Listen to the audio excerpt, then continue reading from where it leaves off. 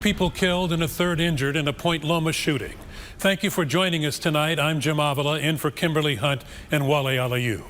The shooting happened just before 4 p.m. at Poinsettia Drive and Zola Street. It's about a block from Point Loma High School. One person was taken into custody. ABC 10 News reporter Laura Acevedo has been at the scene for hours. She brings us details tonight. And Laura, police say the shooter was one of the people who called 911.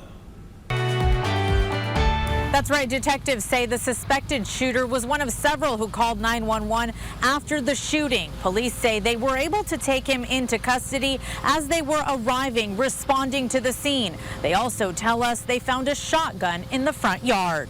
San Diego police swarmed this Point Loma street after multiple calls of a shooting Wednesday afternoon. The helicopters and the tape and the crowd and the police, and I didn't know what was going on at all. When officers arrived on Zola Street, police say they found 3 shooting victims, 2 dead on the scene, a woman in her 60s and a man in his 30s. A third victim, identified only as a woman in her 80s, rushed to the hospital with serious injuries. People in the neighborhood in shock.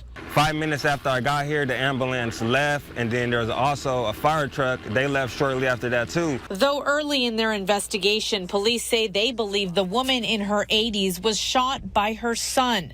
Detectives couldn't yet confirm the relationship between the other 2 victims and the shooter. Police did confirm there have been prior calls to the home, but couldn't specify the nature of the calls. This is really unusual to have anything like this in this area, so it really caught my attention. While police investigated, a woman arrived on scene distraught, telling police she was the victim's best friend, angrily shouting at detectives, claiming the victim had just gone to police a day earlier and was turned away, saying the victim was afraid this was going to happen.